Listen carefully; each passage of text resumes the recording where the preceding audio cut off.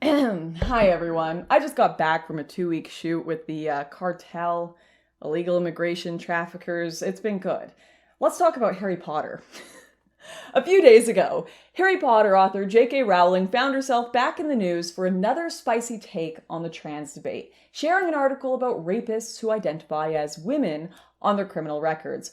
Obviously something slightly problematic for anyone with 2 brain cells who might think, hey, this person raped women and is now wanting to be locked up with a bunch of women. Are we not perhaps naively offering someone their dream hunting grounds? Rowling referenced George Orwell's 1984, tweeting, "War is peace, freedom is slavery, ignorance is strength, and the penis individual who raped you is a woman." Every time she does this, letting people know that she doesn't buy into trans ideology, it results in the internet just collectively screaming for a few days to a week about how dare our favorite wizard author disagree with us, which ultimately just tumbles into the larger discourse at hand beyond transgenderism, which is the Harry Potter discourse itself. A conundrum that is seemingly impossible for young leftists to contend with, because for years, Harry Potter, these have been the books used to understand and communicate their entire political worldview. The good guys in Rowling's novels, they're us. They're the progressives, the leftists. So what are they supposed to do when the canonical writer of a series, which is seemingly their only, or at least favorite, frame of reference for the world, disagrees with their worldview? Well, what we are witnessing right now is what I would like to call the Protestant Reformation of Harry Potter. Except, instead of pinning a thesis to the walls of the Catholic Church, imagine if Martin Luther went and told God himself that he misunderstood his plan for the world. All over Twitter, people are telling J.K. Rowling that her own worldview does not align with her books, that she is emulating her own story's villains and just doesn't quite understand the morality of the plot that she wrote. Let me remind you, this is the plot that Rowling wrote herself. It's an interesting theory, but it's also obviously stupid, which is why I want to do an analysis of what is actually the politics of Harry Potter. And yes, I'm well aware it is fiction. And you may ask, why should we care about analyzing it, Lauren? Well, if you asked me 6 years ago, I would have said we absolutely shouldn't. It's not relevant. I think I literally did a video on this exact subject. Harry Potter is fiction. It is not a political science textbook. J.K. is not a philosopher. In no situation should Harry Potter be the device that people interpret the world by. Listen, you blonde idiot, it's 2021, and guess what? Conservatives lost the culture war because we forgot that while fantasy shouldn't be the only device for understanding the world, fiction and stories have been the main way of teaching civilizations their morality since the dawn of time, from the Greek tales about the gods to parables from Jesus Christ. Yes, if you're 30 years old and spending your entire paycheck on Lego Star Wars building sets entrapped by fiction, there's a problem there. Peter Pan syndrome, dare I say. But adults can and do use fairy tales all the time, as I just did with good old Pete, to collectively communicate ideas. And it is an important philosophical and political practice when done right. But in the case of Harry Potter, it is consistently done very, very wrong. So let's jump into this analysis right after we say a big thank you to the sponsor of this video, Noble Gold. Stocks are at all-time highs, the economy is roaring, houses are selling in a week, interest rates are at zero, and the government is printing trillions of dollars. Also, Biden just signed off on borrowing more. What could possibly go wrong? Well, consumer confidence just hit a 10-year low and inflation has spiked to 6.8%. Something is just not adding up here. So what can you do? Well, you can play it safe. Putting some of your assets into precious metals will keep your money away from the volatile markets and inflation and let you sleep at night. This month, Noble Gold is giving away a free America the Beautiful solid silver 5-ounce coin with any qualifying plan you start. So talk to an expert at Noble Gold today, and they'll run you through the options to keep your money safe. No pressure, no hassling, no call centers. Just a chance to speak to someone who knows what they're actually talking about for once. Start by calling 877-646-5347 or by visiting their website at noblegoldinvestments.com. Alright, so let's begin with the most basic bad interpretation of Harry Potter. Many people like to use the world of Harry Potter as an analogy for civil rights activists fighting white supremacists or Nazis, the pure-blood supporters like Voldemort and Grindelwald, and their gangs arguing for an ethno-state against the poor Muggles who represent the non-whites. And while I know Rowling has hinted at some potential themes there before, she has never actually outright stated there was a direct parallel, which doesn't surprise me, because this may well be the worst argument against white supremacy in the history of mankind.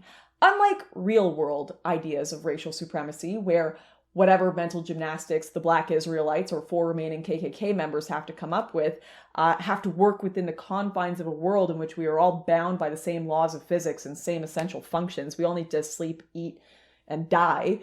In J.K. Rowling's universe, the divide between the magic and the non-magic is so massive, and it is so undeniable, it creates a fundamental problem with these books, which is that the villain, Voldemort, is absolutely right.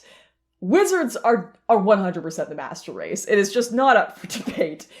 These can bend the laws of physics, time, and space.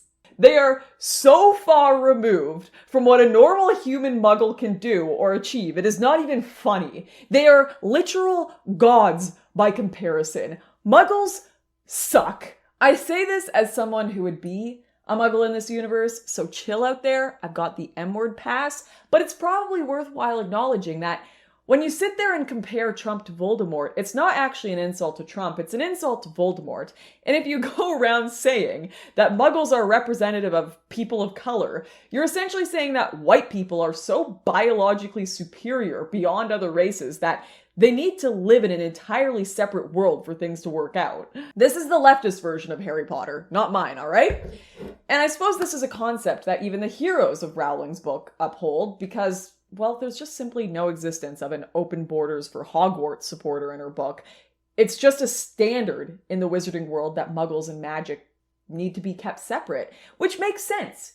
The idea that you can't have muggles in the magic world because there would just be this drastic inequality where you'd literally have a slave class that can't bend the laws of physics and they'd get pissed off and probably want to kill the literal gods walking on the earth because that's what humans do. We kill things we fear. But she's a witch!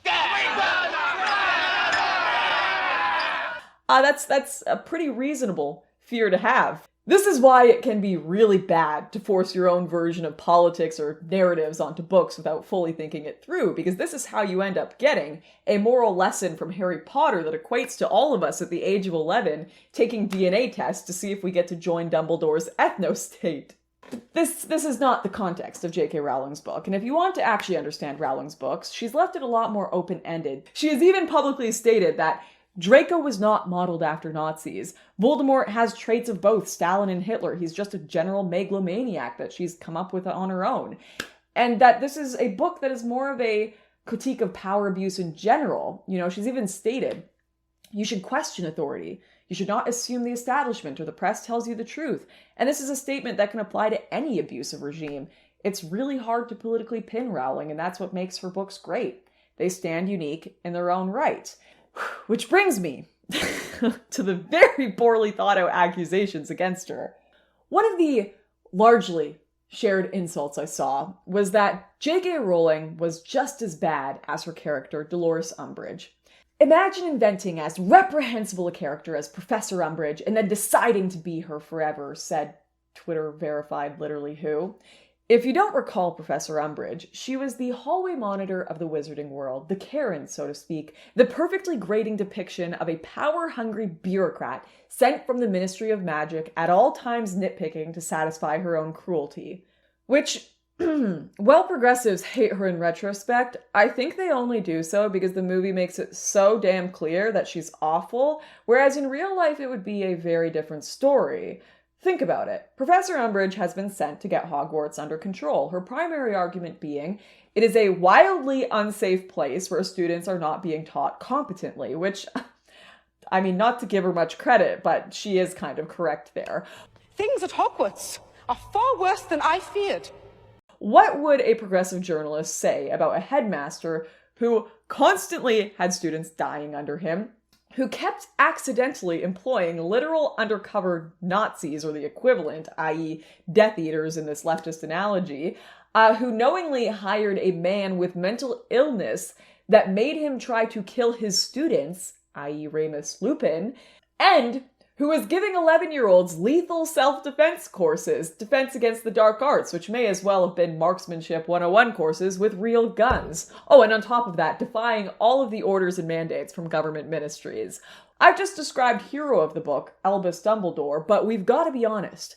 Hogwarts would unequivocally fail an OSHA compliance test under him. So then comes along this strong, independent woman who forces the school to abide by actual education standards, forces the Nazi hiring headmaster to leave, and shuts down Dumbledore's army, which might as well have been the youth branch of the NRA set up for Hogwarts. They're teaching them lethal spells, and they're 11.